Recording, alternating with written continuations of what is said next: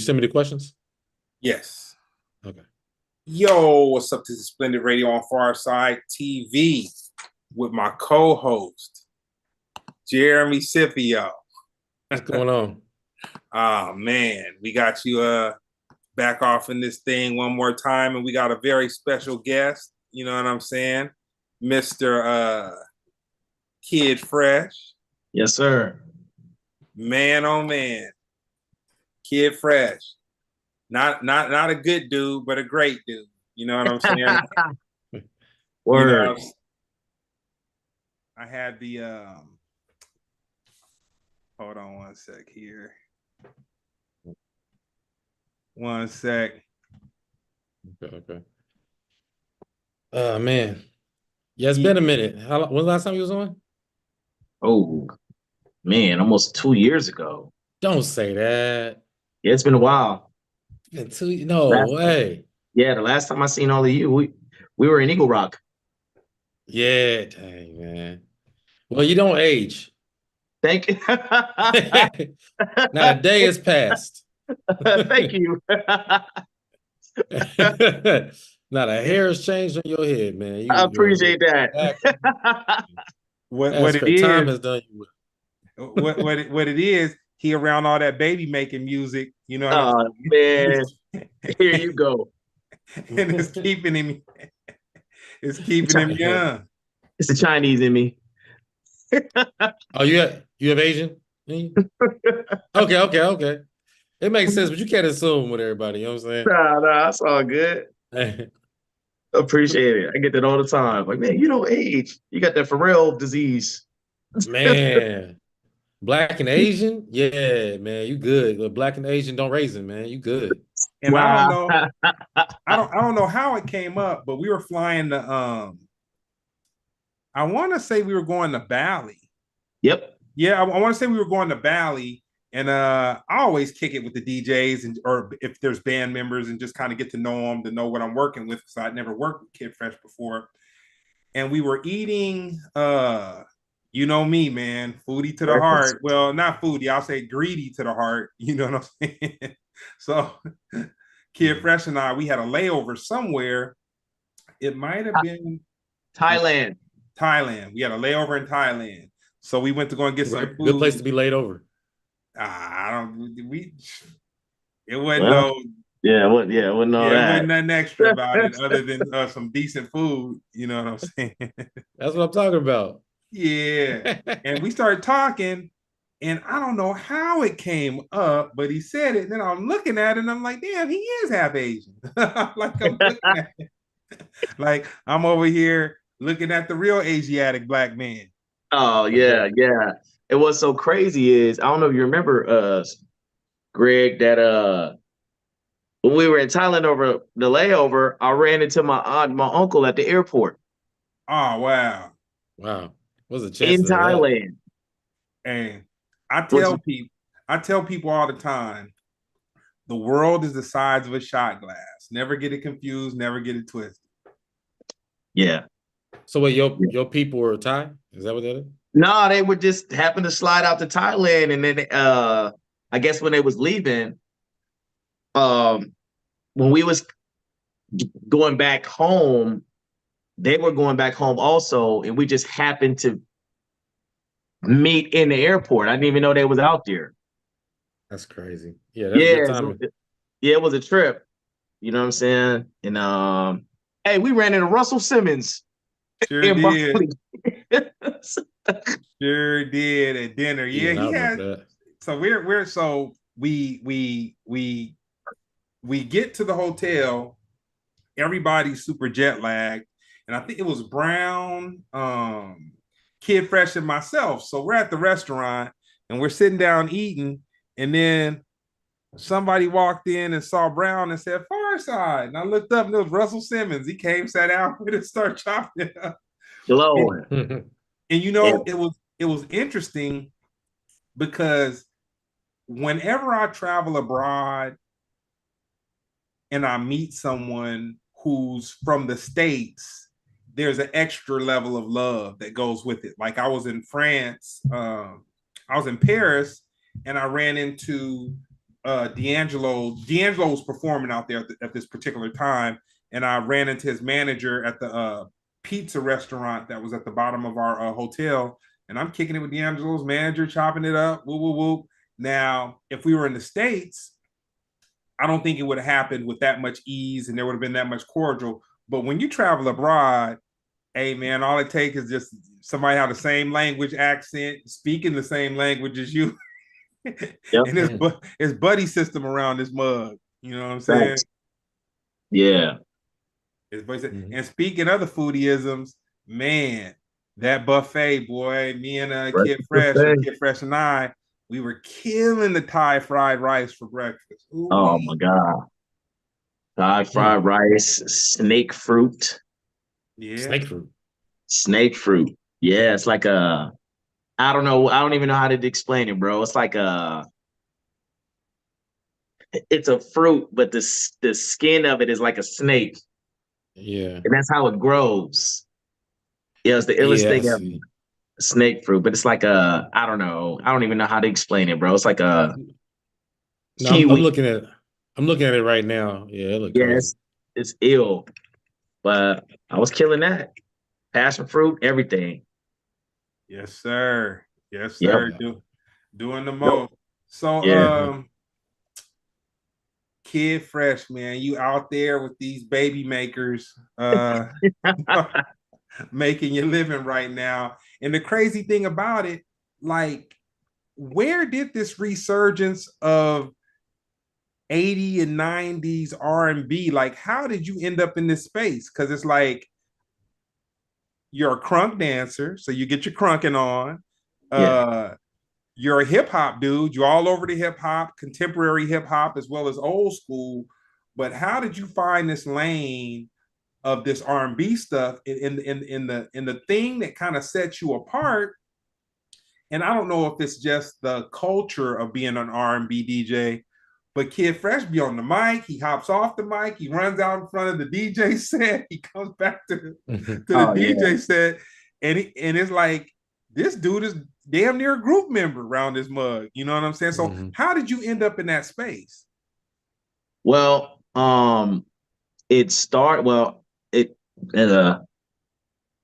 I come from a musical family. And Pops was very, very heavily into R&B, jazz, soul, funk arrangements, the whole thing, right? Me, I was a hip hop head. My brothers and I were hip hop heads. One thing, we were very heavily East Coast influenced.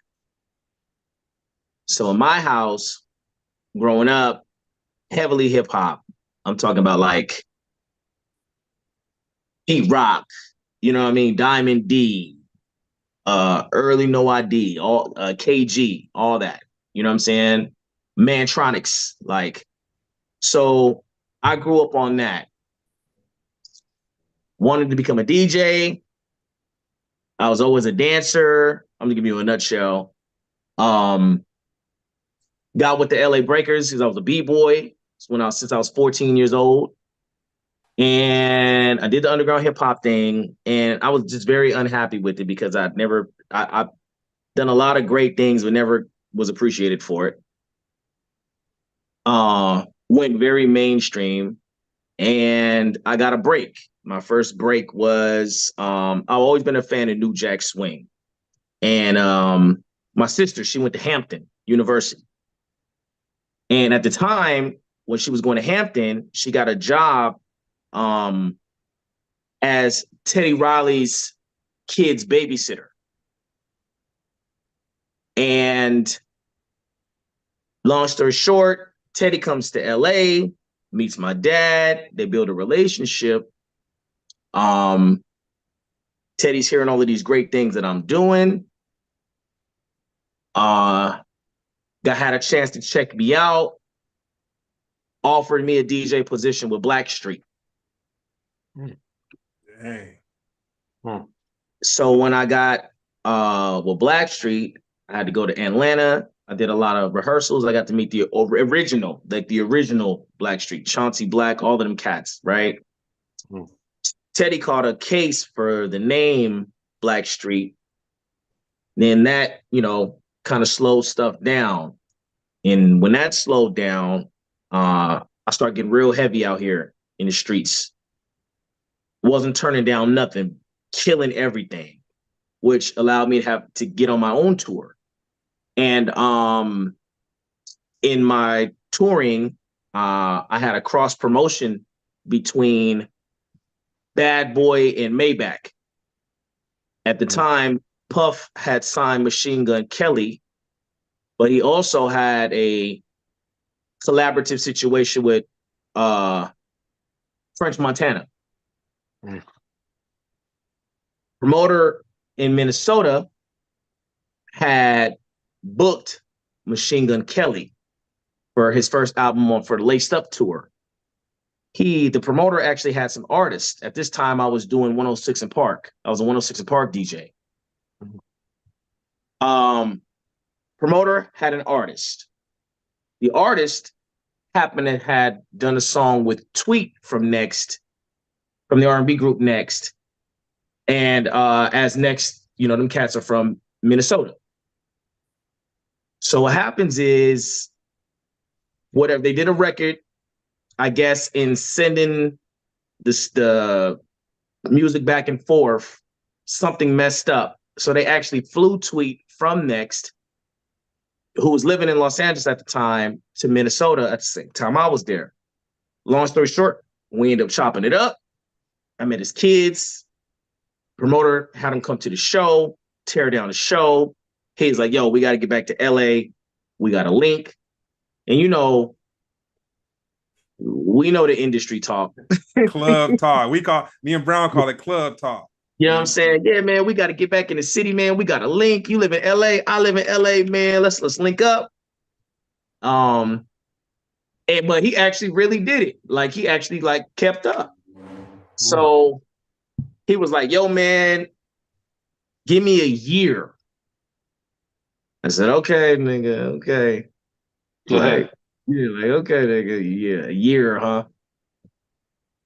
So, but we kicking it though. Year goes by. He's like, yo, man, I want you to meet my brother, who was T-Lo from Next.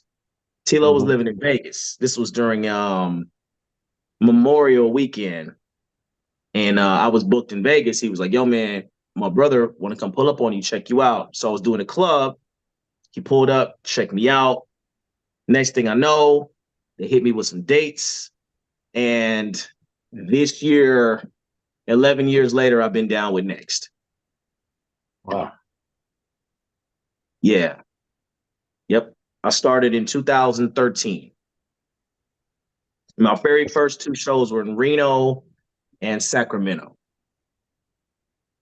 And been with him ever since. And then I started doing RL. When RL got back in the group, then I started doing RL solo shows. And as well as RL wasn't part of the group? No, actually, he wasn't a part of the group at that time. Wow. Yeah, he was doing his own joint. And then when he got back in the group, I ended up working with him real heavily. And at the same time, while I was working with RL and actually working with the whole group, I was also working with Seven Streeter, the R&B artist, and going on the road with other people like Tink and many more people. So that's how I got my into the R&B world, which now I'm doing shows with Next and Genuine and 112, and Keith Sweat, and Silk and H-Town and High Five and Cut Close and Changing Faces, John B. Almost everybody. I've been on the road with almost everybody. Yeah. Matter of fact, I'll show you guys something cool for this interview too while we're talking about it, if you guys don't mind. Yeah, let's go.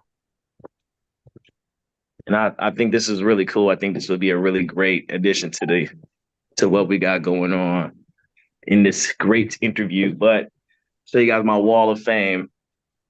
If I can turn this camera around. Give me a second here, fellas. Everybody who I've worked with, all these are signed to me. Mm. Genuine Music, Soul Child, Monica, Black Street, who kicked it all Hey, off. Total, hey, Casey and JoJo, hey, Shanice, hey, SWV, hey. Drew Hill, My favorite group. Bobby Brown, Bobby. Keith Sweat, Let's go. Montel Jordan, Naughty by That's, Nature, man, uh, Joe. man. Smooch, that's a good one for you. Kid and Play, Hey, Guy, the whole guy with Teddy. hey, hey. Next, obviously, 112, Oh, Nisha A, Donnell Jones, John B. he got them next to each Today, other. Christopher Williams, Wow.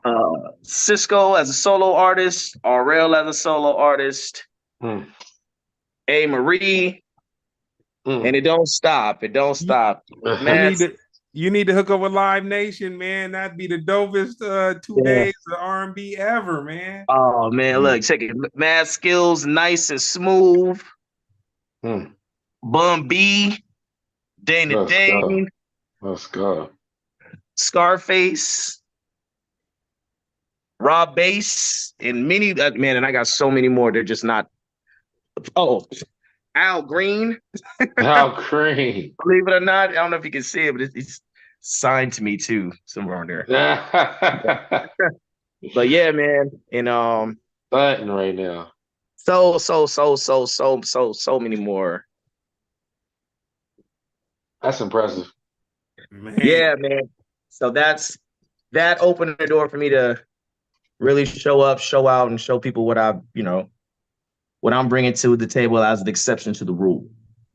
Mm. that's so crazy because it's like it seems like it seemed like R&B just disappeared for like a moment in time. And then everybody was about like the contemporary versions of soul music, which was called R&B, I guess, or classified as R&B. And then probably I'll say maybe, so tell me this. When did R&B really become a thing for you as far as being a touring DJ?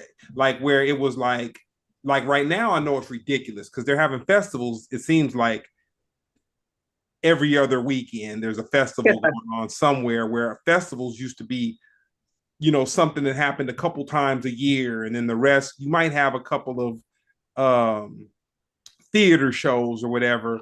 But now it just seems, I guess, the same way old school hip hop or the golden era of hip hop is kind of like taken off. This R&B thing is taken off. But when did it change? Like when can you say that you noticed the change where like, okay, it's no longer a novelty and something where, you're at a casino with some old folks. Well, I'm not gonna say old folks, but you're at a casino to you're really doing theaters like 2 and 3 times a month and then festivals just all over the place. Well, so funny. Um, when I've got one next, all we did was major theaters, arenas, and coliseums. And I think it enhanced when RL got back in the group because the caliber of the shows changed. Because now the whole group was all original members. So when you So were touring with them without RL, it was just two people? yeah, Or it was just Tweet and okay, T-Lo when I first okay. got with them. When RL, I want to say RL got back in the group maybe 2017, 16, 17. How long was the other group? For a while, I want to say. Jeez. Yeah. And they were having some issues, and R went his way, and the guys, it had some issues, I guess. But that was obviously before I got in it. And when he got back in the group, like when it was just the two, we would go out with people like Troop and like H Town and Silk, so and there's really great groups. But when RL got back in the group and it became all original members, the dynamic of the show changed. And I helped with that a lot too. And then 112, Genuine, Keith Sweat, it just changed. But I want to say when I saw the realization of that, it had to be,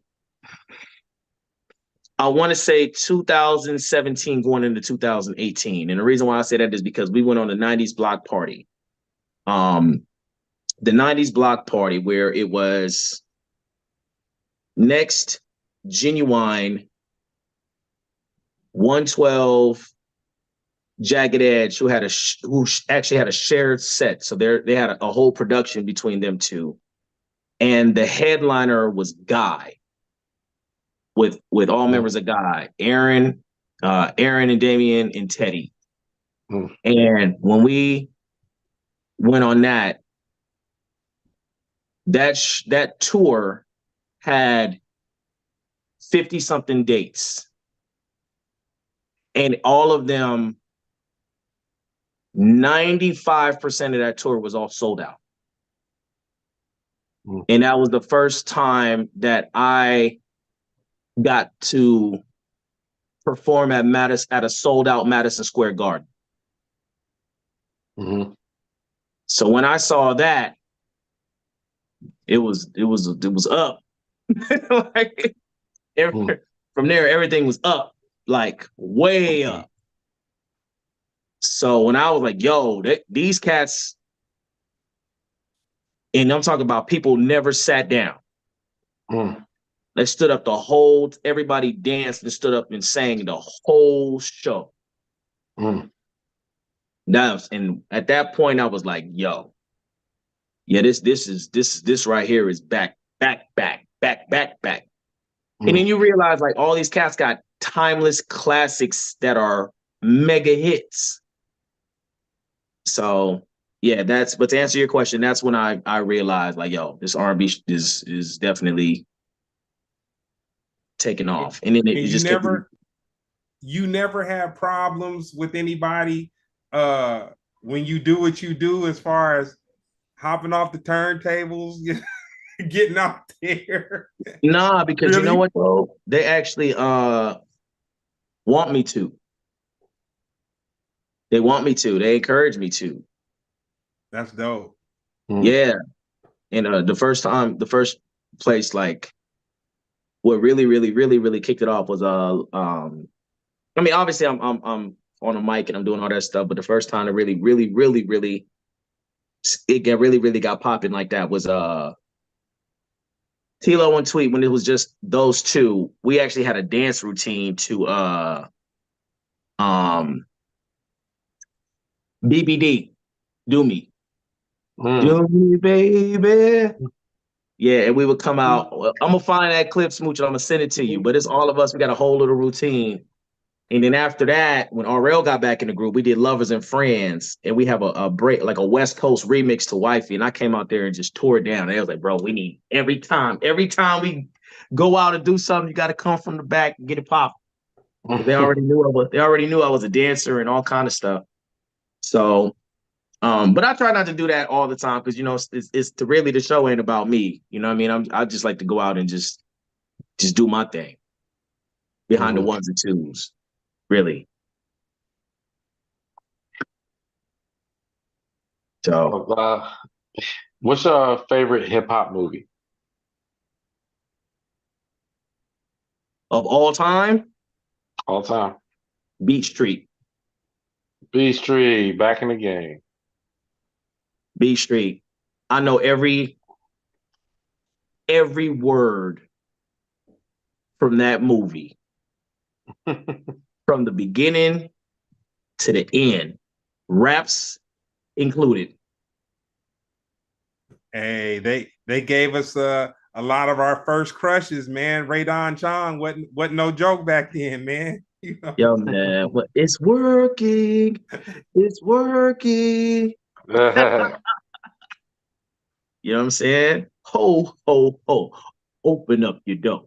It's Santa Claus. And guess what, y'all? I got something to show. Yo, I know that whole joint. We put that joint on right now. I'm talking the whole. I'm reciting. I'm reciting everything.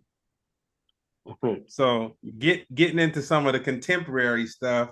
This last weekend we had the BET Awards. It's interesting because I kind of forgot we don't have the Soul Train Awards anymore.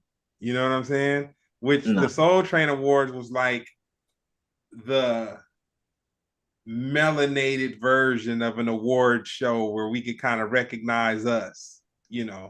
And then now, like I said, I didn't even realize that there wasn't a Soul Train Awards anymore. And then I didn't watch the BET Awards, but I did see some clips on social media and YouTube with Taraji and her Kendrick interpolation. Oh, yeah, I saw that before this. I watched that before this interview.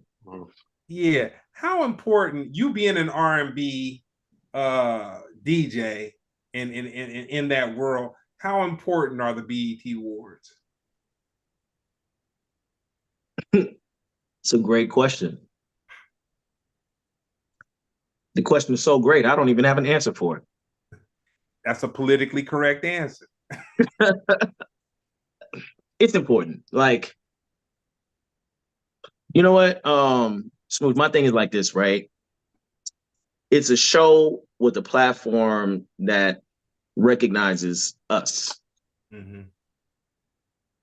That's always going to be, from a historical perspective, that's always going to be a good thing, a great thing, an honorable, respectful thing. Now, I say that to say this. It's how you do it, which makes it a good thing or a bad thing. And I feel like when it comes to BET, and I'm not gonna cap y'all, because you see I didn't wear a hat today, so there's no cap. You feel me? I haven't cared to watch the BET Awards in years. And it's because every time I watch it, it may be because I'm getting older and my tolerance for ratchet stuff just don't do it for me. You know, but it's funny because, you know, they don't have the Soul Train Awards anymore, but they do have the Black Honors, which recognizes, you know, and it's a lot more, you know, it's like NAACP awards almost. It's real professional. It's real hip hop honors. Hip hop honors or Black honors. It's a lot more. Okay. I hate to use the word professional, man. It's a lot more tighter. You know what I'm saying? The production of it is greater. It's like, yo, man, like, yo, you ain't coming in here with the rat shit on. You're not, you know what I'm saying? You gotta wear a suit. You gotta wear a dress. You gotta wear, you know what I mean? Like that. The red carpet, it's way different where, you know what I'm saying? You gotta dress to impress. You know, nothing too revealing, nothing like that. So, but Smooch, but to be honest with you, bro, like it is very important because we do want people to recognize, you know, the talent and the hard work and to get awards for it, for sure. I just wish when it comes to them that some of it changes. And as a person who like have BET representation. I appreciate your perspective because you know, my first emotion when it comes to that stuff, and I'm trying to get better with my emotions, you know what I'm saying? But my first emotion is kind of like, you know what I'm saying? But nothing is perfect. You got to work with what you have to work with. And then in a perfect world, you know, you evolve. Like not me. Well, you know what? Me as a person as well as the ceremonies. You know what I'm saying? because it's kind of like I was just kind of turned off on stuff like that because of the buffoonery or what I perceive to be buffoon. Which I could be a You gotta be specific, bro. We podcasting. You gotta be Yeah, specific. you don't You have to can't be politic politically you correct. you can't this be politically correct, and this conversation been going on for 5 minutes and y'all ain't said no the names. glory. Okay, Come on, man. Jeremy gonna stir Well, the no, I pot. said That's what it. he Like, It's does. not it's well, yo, not I stirring the said it. pot. It's just we gotta come on. Why No, would we bring it I up if we said, ain't gonna yo, talk man. about I it? said it like, yo. I said it like, yo, man. Like, I'm not a fan. And like I said, as I'm getting older, like as I'm getting older, right? For example, right? I got a son, 16 years old, all A student, honor student, right? I'll DJ to strip clubs, fly all over the world. I see all different kind of women, right? Mhm. But when I'm watching the BET Awards, man, I'm not a big fan of seeing like the sexy reds and the Sukianas, man, with like little to nothing on, Okay. talking crazy, twerking on the red Crazy. carpet. Okay. You know what I mean? I'm not that dude for that. And I think with me being in the strip clubs, earlier in my career, because a lot of my support system was gangsters and strippers, that it has desensitized me to where like, yo, that don't do nothing for me. Mhm. But also, I don't really care to see it on cable TV when I got some of the homies who work really, really, really, really hard to get on this stage. Mhm. You know what I'm saying? So instead of seeing like, yo, my people's getting busy, it's getting overshadowed with the ratchetness. Right. Mm-hmm. So that's my thing. Okay. And that's been an ongoing thing with the BET Awards for a long time. And I think it's more now in these past few years than ever because unfortunately, a lot of the women that, putting records out, that's what they on. Facts. And, With an work. exception. With an exception. And I gotta give this sister her props because I would say she's one of the best examples of a female musical contemporary cultural icon. And I felt I don't think she's done anything in the last year or so to be recognized like that, but Rhapsody, you know what I'm Yeah. saying? But You yeah, but got like, but she's a true, first of all, like, Rhapsody's a true MC, right? She's a Mhm. true hip hop MC, female MC. So what does that mean? Yo, she sleeps, eats, breathes, talks hip hop. She's involved in all the elements of hip hop. And unfortunately, she just doesn't get played on the radio. and a beautiful young lady, and I Mhm. she's beautiful in a respectful way. Like you don't have to like. I doubt if you see a shoulder. You know what I'm saying? I No, doubt if facts. you see a. I doubt if you see a shoulder. Like everything about her appeal, none of it comes from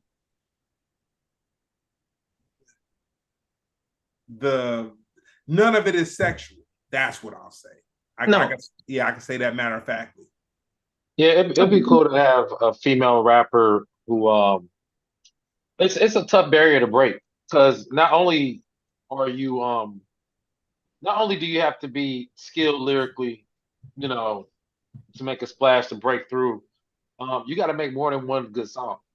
I No, mean, facts. a lot of people don't get a chance to make more than one good song. And I come from there. Every artist I like, um, they only had like a song or two on the radio. After that, my taste when I was young was considered underground. You know what I mean? With literally the exception of Kanye West. Um, but like my artists that I grew up with. So when you talk about female rap on that perspective, it's very hard to break through if you're not showing nothing, or and I think somebody will, you know, but you got somebody like, because let's be real, like look at the evolution of where we have a person like Kendrick Lamar, as big as he is, doing what he's doing and making like popular music. You know what I'm Mhm. saying? Like it's hip hop, but it's pop. You know what I mean? Mhm. Because not like us, it crossed that barrier. An artist like that wouldn't have been accepted at that caliber. I would say early 2000s. You know what I mean? But it took the brick being laid for everybody to say, because conscious rap became in, so they still realized they can make money off of it, but just not for these niggas that put Facts. the work. No, I agree. Yeah, but go ahead, Smooth. Let's say No, yes. I'll say this: the man that we need to give credit to for Kendrick Lamar, and they recently tried to throw some smut on his name. They recently tried to throw some smut on his name for his past transgressions. But Mhm. hey, man, when he got the cosign from the doctor, the Can I be cosign, honest with you? huh? Nah, no. Oh yeah, and But I'm gonna that tell wasn't. He was dope before that. He just discovered him. But he, no, no, no, no, no, no, no, no. The doctor did for Kendrick what he did for 50 Cent and what he did for Eminem. you He mean to put taught him in the pop? he no, he taught them how to make songs. So Now, I'm Smooch. I'm sorry. I've been letting you say this for a long time, but this is a complete lie. This man was making good music before he met Dr. Dre. He wrote songs. Section 80 was before he met Dr. Dre. but Dr. Dre taught them the formula for a battle rapper to make a good song, a hit. I won't say a song. I'll say a hit. Okay. Okay. Look. So look, this is the thing. I'm just gonna keep, because that's a whole different conversation. I think we need a female rapper on that caliber. I think that lady's coming.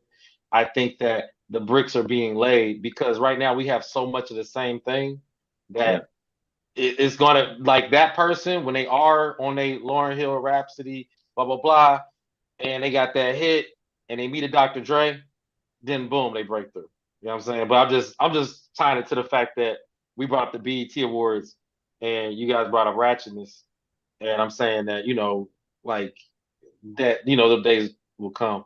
I will say it's very interesting how female ran BET Awards is. Like outside of it's just female dominated. Like, I saw a lot of behind the scenes stuff. Literally, I mean, you talk about Usher. Who else? Male. It was, I mean, Yeah. obviously they're making a point to Yeah. make it Yeah. female I know dominated. that was another thing too online that a lot of people were upset because a lot of female the whole Usher tribute was all female artists. Yeah, but it's intentional. I remember a few years ago. I won't talk about this year, but 2019 was the last time I worked for BET Awards, and I was in the office, right, for the award show, not BET per se, Mhm. but I will say that I was the only straight black male in that entire office. I can They was believe that. either And you was too much masculinity for him, man. I I was either, if it wasn't for gay black men or the black women, then it was the white men. Yeah. But no, and I would say maybe the reason why the award show is a turn off to people like us is because there's not much of a voice for our type. Like the award show isn't made for us anymore. You know, it's just not designed to appeal to what we consider hip hop, I guess. You know, Yeah. but I think I think it's still relevant because we sit here because I think to say the question is the BET Awards important. I think that's question not the best question. The best question is, are award shows important? You know what I mean? Because we complain about the Grammys every year and that get big. Yeah, every time they when say let's two artists we like don't win, then the Grammys trash. It's this. Same with the Oscars, man. It's trash. It's this. And let Spike Lee win and let Kendrick Lamar win. Oh man, you know what I'm saying? And then we need to say the same thing. We need one of our own. We need one of our own. But then Yeah. when niggas win a BET award, like, man, that's BET, man. It's trash. Nigga win an Image Award. Man, Trash, man. That's trash, man. Like, so to say the BET Awards is not important, I don't think, or to say is it even ask is it important? I think we have to really reconfigure what are we even looking for when we look at award shows because it's been the same conversation for at least my lifetime, for 10 years in a Yeah. row. It's the I same think exact conversation. I feel like I think the award shows are important because people work hard and they want to be recognized for it. And it's always good to win something. So, it's always a great feeling to win something, especially when you're being recognized for your hard-earned work, right? Or or the product that you feel is great, or the product that other people might feel is great, Mhm. right? Now, you're absolutely right. I 1000% agree with you. Like, and the different premises of it. And, I think next year, if I'm not correct, from what I've heard, it could be a rumor, could not be a rumor, but a good friend of mine who works with BT pretty close. I think next year they're adding a new category, country. Oh yeah, that's definitely true. Shabuzi Yeah. performed this time around. Yeah, I mean Yeah. that's So, cool. I'm not you know what into I'm saying? country, so I'm I'm not even not allowed either, to but talk I about noticed that, they finally, ever since Beyonce did her country album, man, it shined a light on some other Black country artists. And I think that was it. real dope. And they should be recognized too. So, I feel like they're important. I just think like, I don't know. But you know what? You never know. Nobody ever can tell you who really judges them or who's on the committee like that. So, So I could tell you a little about the secret sauce, a little behind the scenes, but not too much. Just the fact that I guess I can understand why artists like Kanye West reacts the way he reacts. yeah. I think it's matriculated for the best show. I've never seen the committee or been a part of the committee or even know what that is, but I do know one time years ago I was working the VMAs. I think it was the Hmm. VMAs, either VMAs or the MTV Movie Awards, one of the two. And I remember them saying, "Oh, this person isn't coming. You know what? Let's give the award to this person." Mm, Because I think what they were competing with Coachella one year, and some artists, Coachella took away so many artists. They were like, if you're contributing to the show, boom. So it's TV is TV, fiction is fiction.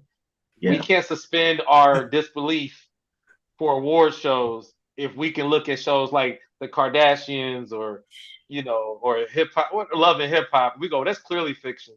We can't Right. suspend our disbelief for award shows. So however you get it is how you get it, you know, to Yeah. everybody, because I ain't gonna lie. Like when I heard that, I was like, oh, you can just campaign. You can literally say I deserve this award, and maybe 2 years later you get all these Give it. awards. Right. you know. So yeah, even with Killer Mike, they gave him the BET award this year for his album that nobody listened to, and I love Killer Mike, but Yeah. we know nobody listens to this album. Did he Yeah. show And up? huh? Did he show up to receive Yeah, it? yeah, he showed up. Man, his speech Yeah. was He showed amazing. up. He gave a He good showed up. speech, but it's just funny to watch like good TV being made.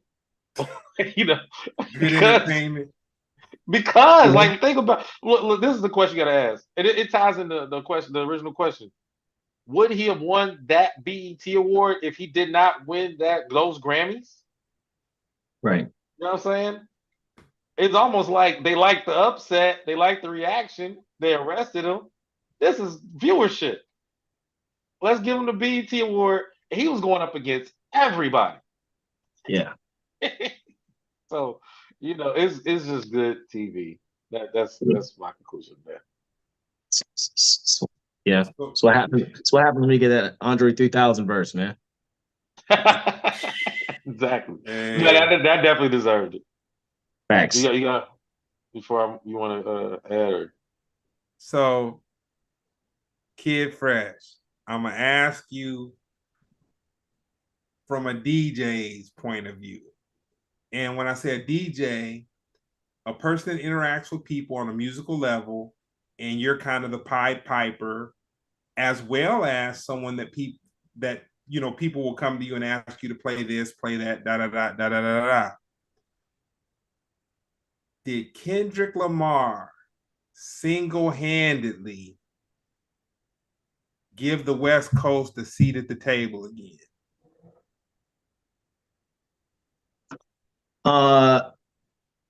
Yes. Yeah. Well, I'll say, I'll say it like this. I think what Kendrick Lamar did was a great job uniting the West Coast. I think he did a really great job in uniting the West Coast. Did he give us a seat at the table? I think he definitely led us back into the door for competing. Yes. Okay. I think he did that for sure. I just think I don't want to, I know this is gonna sound crazy because I'm from the West, but realistically for me, I don't feel like the West Coast has really hardcore to me produced anything super duper duper great in a while besides this Kendrick record. To me, Mm. I feel like we have a lot of really dope artists, and we definitely have a really dope sound.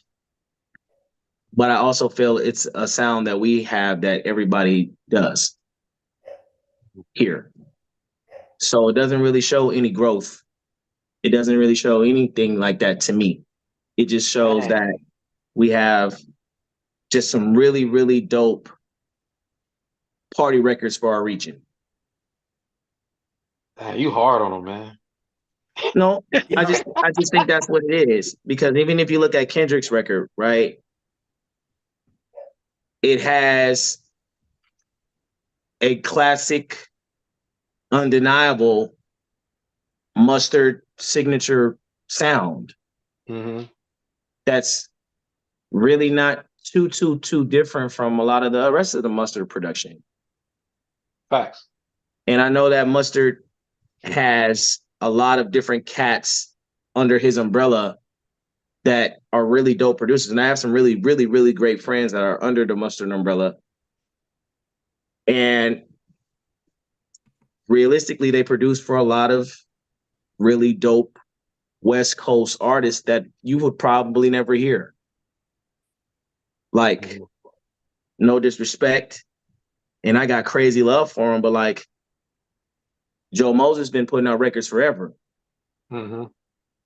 RJ been putting out records forever. My cousin. My man Chef Boy been putting out records forever. Mm. You know what I'm saying? The Fanatic's been putting records out forever. Mm-hmm. You know what I'm saying? AV been putting records out forever. You know what I mean? I can go on and on and on and on and on. We only have a selective few out here on the West Coast that have done really, really, really, really great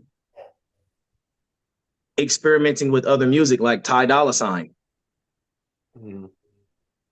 You know, so that's just how I feel. But I do feel like Kendrick, with the battle that he did in Euphoria and Not Like Us, has definitely shined a light on us for sure. So just real quick, are we talking about artists or are we talking about the sound?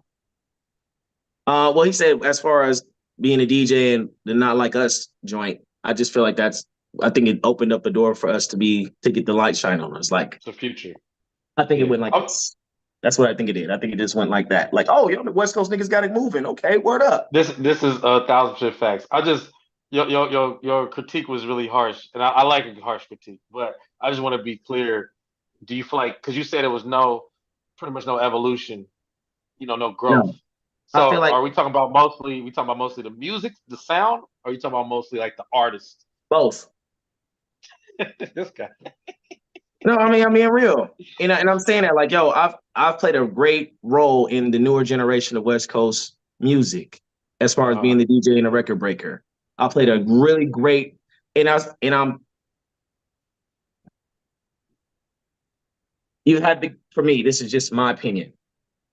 You had coming out of the 90s and the 2000s, you still had cats banging. Yeah. Then we got into the middle of it, and we had the jerk era, right? In the jerk era, everybody was dancing. A lot of the records sounded the same. You had obviously the popular jerk artists, and then you had the underground jerk artists. You have the Cold Flames, and you had guys like that, like the Fanatics and the Audio Push, and then you had the underground one where the records were like 180 BPM, like Young Sam and Young Ace and all them dudes, right? And then you have now where it kind of took a turn and it still kind of kept the sound because you still had the YGs and Tigers and all that, right? And then you have, which brings us to now, which we have a lot more underground TikTok, Instagram popular West Coast artists, right? And then you have Kendrick, who's always been different, and who's always been different, right? But that's why I asked though, because I'm saying like, because for example, Kendrick, though very very West Coast artist, his sound wasn't particularly West Coast. No. You know, at least the majority of it. I would say, you know, if you want to say Good Kid, Mad City, but most of it, no. And then you got artists like Tyler the Creator, who, you know, strictly pop, technically a West Coast artist, but he doesn't have the sound. So that's why I asked. But I look at those guys as one-offs. One-offs. I mean, do you feel like they're evolutionary though? They evolve the sound, or you feel like they just abandoned? I think they evolved their sound for them. But you wouldn't consider them West Coast? No, I mean, there are West Coast artists, but I don't consider as far as, here's my thing, bro. Tyler, the Creator, is a really dope artist and a really dope songwriter and a really dope producer. But Tyler, the Creator, has done a beautiful, fantastic job for him and his camp. Yeah. He hasn't the best of the coast. Right. But not for the West Coast. Right. Kendrick Lamar, my absolute 102 songs that are my absolute 100% favorite Kendrick Lamar records, which absolutely sound nothing like everybody here, which is Cartoons and Cereal and Rigor Mortis. Yes. Well, can we say it? Am I allowed to say it? Go ahead. Both of those tracks existed before Dre. Just want to make that clear. Yeah, they have. And those two tracks sounded. I'm sorry. And those two tracks sounded absolutely nothing like anything out here. In the West, you're right. It's not. I would even go above and beyond to say it's before its time. Yes. Right? Now we also have other artists that really didn't sound too much like other cats, like, we got our Dom Kennedys, you know what I'm saying, and stuff like that, right? But even with those guys, like, their sound is not the West Coast sound. When people think of the West Coast sound now, they think of Mustard. Facts, yeah. Right? And some of the producers out of the Bay. But other than that, like, no. But Not Like Us is Mustard on a beat. And I'm not knocking Mustard, and I got crazy love for Mustard, and he's winning with that joint. But to answer your question, Smooch, like, no, I think what it did was, because we know the South is killing. Even I can't front on the East because the East got the drill joint. You know what I'm saying? And but I think what he did was he absolutely, once again, the West got something moving. We might have to pay attention to this. You know what I'm saying? And that's just how I feel. That's just my opinion. And I know it's kind of brutally honest about my people out here, but it's the truth. We're really, really, really, really, really, really, really, really popular on social media, but you're not gonna hear these cats on the radio like that. And they not. And to be honest with you, I don't even think they worried about it because they're getting booked off of that. Wow. I got another. Did you want to add to it? I'm sorry. No. Yeah. That was a take for you right there. I love it though. So I want to know what's your thought on these AI. They have these AI remixes of old school music. Oh yeah. Yeah. So I ran across this Jadakiss post where they took All About the Benjamins, and because of what Diddy's going through, what he's going through, technically he's canceled. They said, what was it DJ Cypher Sounds? That's right, Cypher Sounds. Type sounds. Mm-hmm. Yeah, who's also a comedian, by the way. He Right. um he said that I ain't gonna lie, I thought every word that came out of his mouth was a little bullshit. But he said that he was saying that basically because Diddy's going through what he's going through, he wants to play All About the Benjamins, and he's like, this is like one of the most iconic hip hop songs of all time. I want to be able to play this song. This sucks. That's why I guess he suggested they do All About the Benjamins, but have Jadakiss doing the voice of Diddy's part and making that the main version. And also, people in the comments were saying, well, he wrote it, so he deserves it. He deserves to have his voice be the voice. I wonder what's your take on AI remixes of old school music.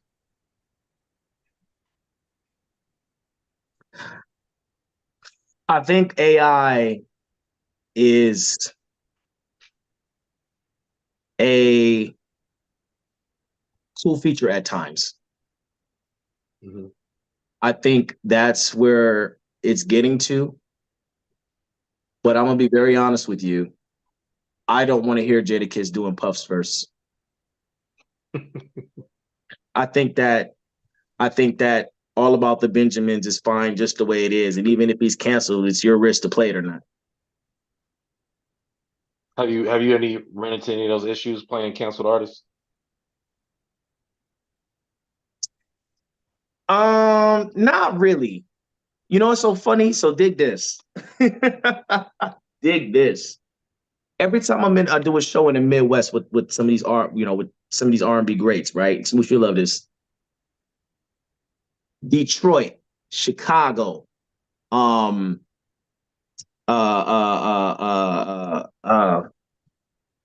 anywhere Midwest, semi down south ish.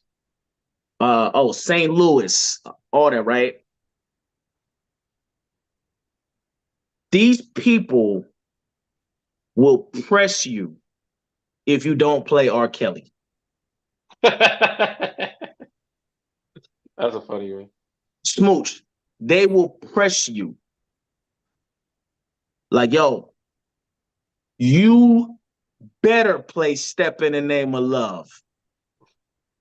You better play Bodies Calling. Right? I'm talking about like in the show. Mm-hmm. Right?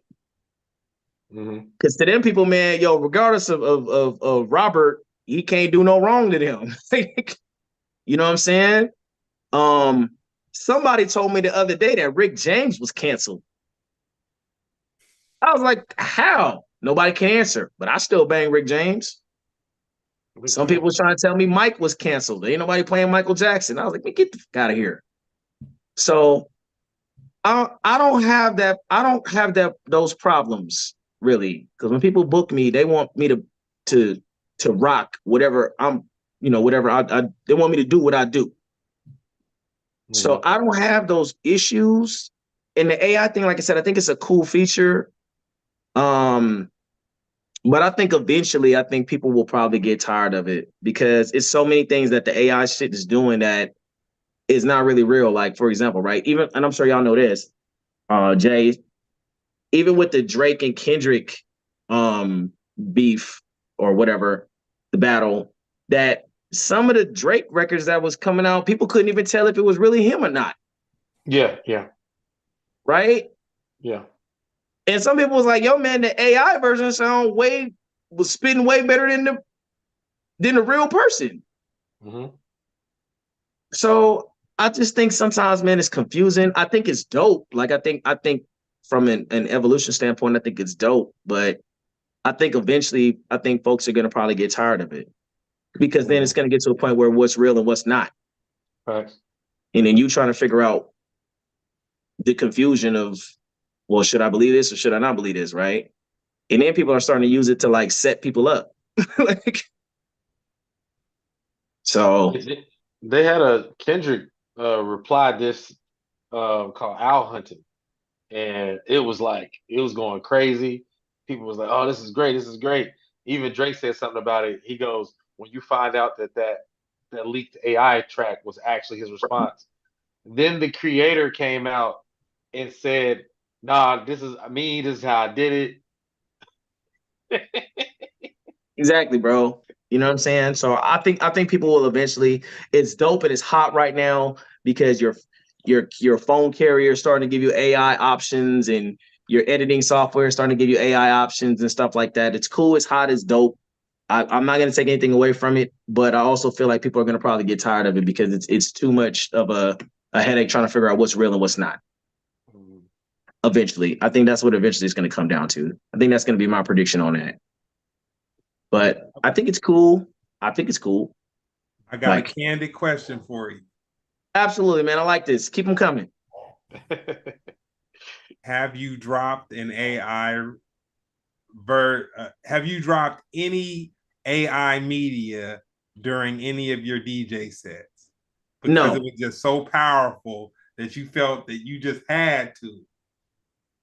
no, You didn't play BBL Drizzy? no.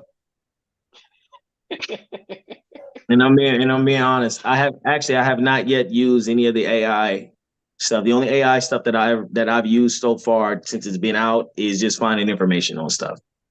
Hmm. I feel like as of right now, I haven't felt the need to use it to enhance my brand. Mhm. That's just me.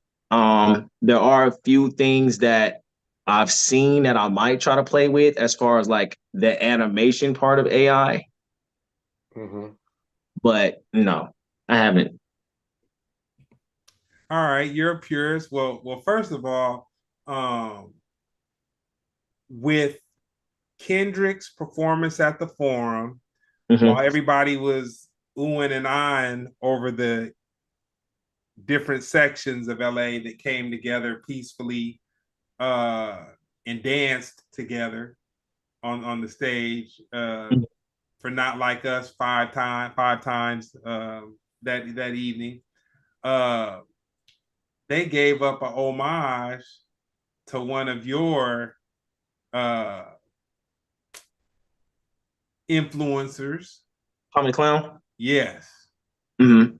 How did you feel being a crunk dancer and looking on that stage, not knowing that Tommy was going to be up there? Because I didn't get it at first. I saw somebody with the rainbow afro, and I'm like, "Who's this on the stage?" And then I saw, I think, some girls with the face, and then I was like, "Oh." I was So like, you "Okay, so the question is, what did I think about that? yes, I think he deserved it. dope." Absolutely. One thing that LA has is we have a few things that are extremely predominant when it comes to street culture. One of them is the Crip Walk, the Blood Walk, Mm. uh, the Reject, the Hoover Stump, which is seem to be pretty popular, and um, clown dancing, crump dancing, Mm. and Tommy the Clown is iconic in Los Angeles. He's an icon. Like you cannot front. You don't have to like clown dancing. You don't have to like crump dancing. You ain't got to like the afro. You don't have to like none of that. But you got to respect it because you cannot come here and not hear about it or run into it somewhere. And he's everywhere, bro. He's in the schools. He's in the parties. He's yo. He's a dude. He got to be a multi-millionaire politician when it comes to this street dance thing, man. Like he's that guy. And Kendrick put him on stage for people to recognize that because yo, that's a thing here. That's our thing here. Mhm. Yeah, I never seen him, so I'm definitely Oh, educated on that. you gotta Yeah. watch the documentary. Go look up the documentary Tommy the Clown, and Mhm. everything Kid Fresh is saying is gonna make so much more Oh sense to yeah, you. like Like Ride. Yeah. he If you pulled kids that were like in Compton, like off the street, and he helped them to have this movement of dancing but it's not just kids just dancing and face makeup and everything. Like there really is a lot of choreography to it. They practice, they get together, they peacefully battle. You know, my first experience with Tommy was my homeboy had Tommy come and perform at his son's birthday party. And I saw the cars roll up, which I want to say he had an expedition and a tricked out expedition, and some vans rolled up, and they got the beat coming up out of them, and then you see all these people hopping out the cars, and they got the face makeup and the whole little thing going on, and then they start dancing, and it was really like it was a party clown to the next level. Like it was everything. He's the clown, he's the DJ, he's the dance. Tommy and the hip hop clowns, right? Here's something so ill that I don't think people understand about Tommy the Clown. All of these artists that have been coming out making all this party music that's real popular on TikTok and Instagram and stuff like that, right? Tommy break all the records. So all the music that these guys are putting out, Tommy will take it, clean it up, and remix it for the kids to dance to when they out doing the parties. So while you out dancing, we had got all these kids at your parties dancing, they dancing to all these new artists' records, which make the kids ask, where can I get the music? Yeah, they say he's the creator of Crumpin'. Yeah, he's definitely a father for sure.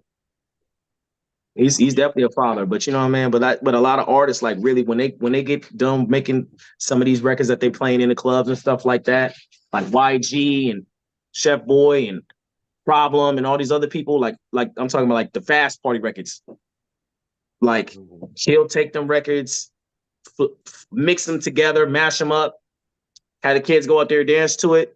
They stock go up because now all the kids is trying to get them records. So he out breaking records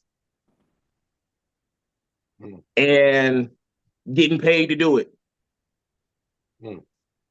and battling to it and all kind of stuff. And I always admired him for that because, you know, he has his own DJ, he had his own program, and it's, you know, you on when the kids love it. That documentary, boy. Anybody watching or want to see some? You forget. I totally forgot about the documentary until we started having this conversation, and then I was like, Rise. If you ever get an opportunity to watch Rise, it was crazy as I'm in it. Oh, okay. All yeah. Right. So I'm gonna hit you. I'm gonna hit you with the last one, man. Hit me, man. Hit me, man. If you gotta hit me again, hit me. And we gotta have you. We gotta have you back, man. It's just never enough time, but always a great conversation. Oh, for sure. Were people wrong to choose sides in the Kendrick and Drake situation? It's a great question. No. And the reason why I say no is because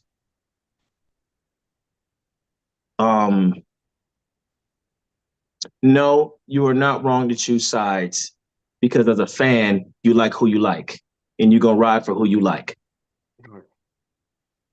People love Drake. Love him. Drake sells out concerts worldwide. Drake has a trillion number ones, hit records. It has been putting them out. Kendrick, super dope, super different, super prolific, political, amazing, hands down, and people love him. Now, one is absolutely more consistent than the other, but you like who you like and you ride for who you like. As a fan, I like to feel that is your duty. If you said right now, Kid Fresh, I'll give you $1 million, Greg, if you could name 2 Drake songs. You can. You come on, man. I don't know. Hotline Bling. Okay. If your life depended on it, you can name another Drake song.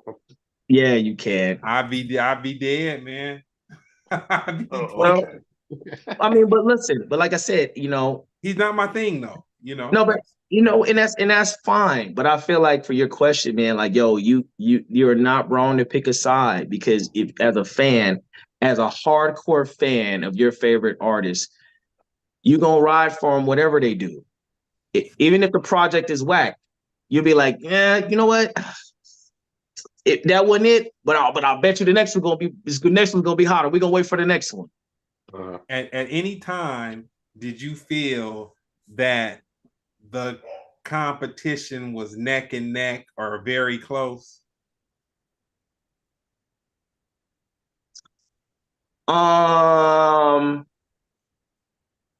Yes, I did. When Drake put out his record with the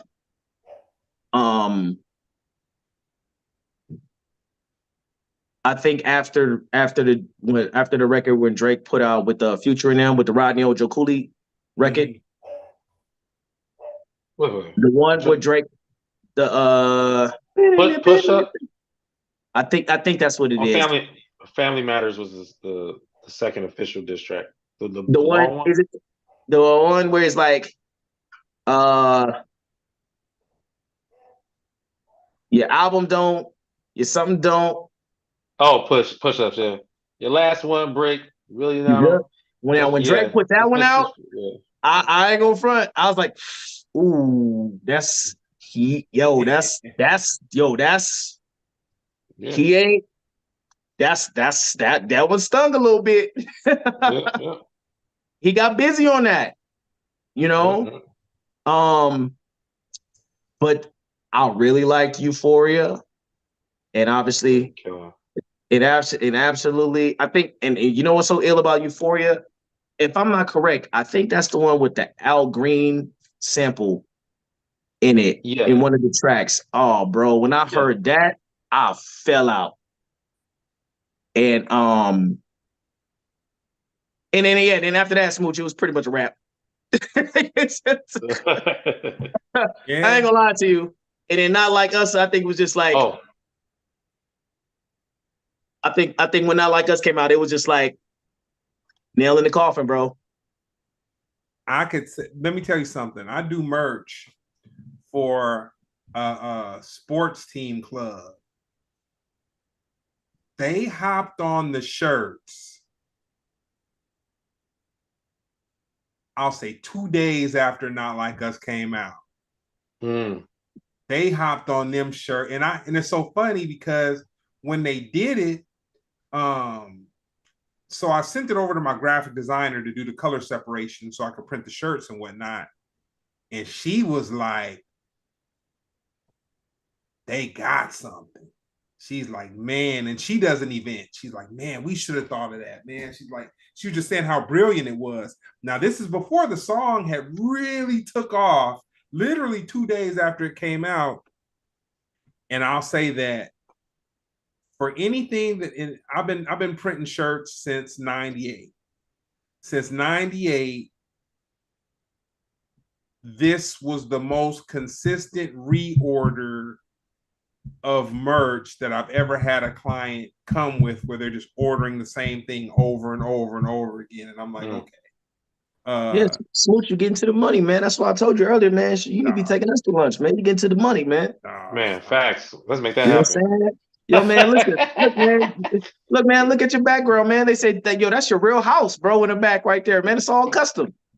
Hey, man, I screenshotted it from Jeremy's house. You know what I'm saying? Them writers, comedians, production cats. You know, yo, man, Jeremy in the other room, man. That's your real house, man. Custom, man. You know what I'm saying? Darth Vader in the back making coffee. You know they had a race car beds. This is a Millennium Falcon. This is a blanket. Oh man, but yeah, man. But like I said, man, yo, you're you're not wrong to pick a side. Okay. Everybody's gonna always pick a side on what they think is either better, or if you're just a hardcore fan, you're gonna ride for who you want to ride. You're gonna ride for who you're a fan of. I'll tell you the most. Oh, go ahead, Jeremy. I'm sorry. No, real quick, I was just gonna throw in the fact that Teddy Pendergrass was the one sample on Euphoria, and then Al Green was on 616 in L.A. The other Oh, district track. that one. I heard that one. Mhm. Well, both of them actually, and damn, I can't think. Is it Euphoria? There's one producer, bro, who always produces for Griselda, and the dude's like conductor. Yeah, that was the J. Cole one. He did the J. Cole beat. That when I heard those, I was like, yeah, man, Drake gonna have a hard time. Facts. So, and I might be a little biased because those are like my favorite cats out, but I am a hip hop fan, and if you barring up, you barring up. I got to give it to you if you barring up, but Kendrick been barring up, so I'm riding with Jesus on this one, Smooch. I feel you. I feel you. So where can they find you? Where can folks find you online? Oh man, DJ Kid Fresh 1 on everything. Facebook, Aaron Kid Fresh, right? And yeah, man, and that's how I'm moving, man. Catch me on the road, catch me in the city near you. I'm trying to do a lot more home things when I'm at home, but it's hard because they always call me to go out. So but I'm moving, I'm working. No, I'm hey working. man, I see it. I see it. And what's up Yeah. with you? What's up with you, Jeremy? What you got coming up? I retired, man. I'm not even doing comedy. I'm not kidding. No, I say as of right now, the next important date, I would say August 18th. I'll be at the World Famous Comedy Store. Oh, It, nice. yeah. No, yeah, 8 o'clock, 18th. I'm bringing out some tricks for that one because I started playing keys and combining it with my set, whatever. So, but yeah, I got a dope band. Dope. Uh, yeah, I got a few tricks, so this will be cool, a little different. But yeah, Jeremy Comedy, Instagram, and at Jeremy Scipio, SCIPPIO.com for everything else. Nice, man. Mm-hmm. Well, no, man, I'm glad that shoot, man. I'm glad I got to have this conversation with Kid Fresh and get educated on a few things. I'm glad Yeah, that man. I always Jeremy want to give enlightened me on something. You know what I'm saying? I give him that. You know what I'm saying? Hey man, I see you take the West thing. He take the West thing real seriously, man. Yeah, no, He I said the know. West hasn't evolved at all. I'm like, sheesh, that's the hot take for real. Oh, today, yeah, man. No, Yeah, man. that's the hot. I, Yo, I always want to give the honest truth, man. And let me tell you something, y'all. I love music. I follow music. And the thing about it is I get calls from a lot of these artists, man. Like, and I hate to say it. And the one thing I tell them is like, yo, man, try to make something that's just different, man. Like, step outside your boundary, man. Like, yeah, I get it. I get the party records, I get the hood records, I get all that. But it's like, yo, man, like, yep, okay, for example, right? Yo, man, how many times can you get your dick sucked, right? How many times can you shoot the block up? Yo, how many times can you know what I'm saying? Knock a nigga out. How many times can you, like, Spend some money, drive an how many expensive times can you, car. how many times can you bang the hood? How many homies can you put on? How many, it's like, and I'm not saying like, yo, if you living like that and that's your truth, bet. But the production don't change. It don't change. It doesn't change, bro. Like, it just doesn't change. You know what I'm saying? Like, yo, the bass lines, they don't change. The kicks and the claps, they don't change. Like, they don't change. And it's kind of it's sad, man. Like, they say it this will like be a that. good, this will be a good time to let you guys know. I literally just came from an Ice Cube music video. Where he's making a new song. You gotta put your elbows up for this one. So hope y'all ready. I want to hear if I want to hear if it changed. I want your opinion on that when it comes out. What we're gonna do is we're gonna let the song get a little bit of momentum on it, and we're not gonna have Kid Fresh come back as a total guest, but we're gonna have him pop in to get his my take on it. His professional DJ's commentary on They this gonna music going on. They gonna come after me. Man, Nipsey's ghost after, man. He heard that. He woke up. He said, "Huh? What? What's this involved?" No, Yo, but even for Nip, like even Nip's records wasn't even like they don't sound like the only record that Nip had really to me like he had a few obviously Nip had a few club records, right? But everything other than that was different. Mm-hmm. Like even Hustle in the House didn't sound like as early as it came out, didn't sound like a lot of the new generation from the West Coast at the time when he was coming out. With the Hustle out with the Criss Cross sample. Oh man, this is good. I'm used to having the hot take of the day, and I tried, but you won. Man, Kid Fresh was a sleeper, man. He was a sleeper. My bad. Nah, it's good. We need it. Yeah, man. I'm sure gonna get a call later. Like, what? That's how you feel? Like, bro, it's how I feel. I bet it felt like that. You know what I'm saying? Even the R&B records be sounding like that. The ones coming out from here. Oh man, that's hilarious. But all right, Smooch, I digress. Hey, all good. Well, man, this has been another episode of Splendid Radio on Pharcyde TV. Thank you, Mr. Kid Fresh. No doubt. Brown, what up? Mr. Scipio. And thank you, Shorty Fresh, for having a dope dad. You know what I'm saying?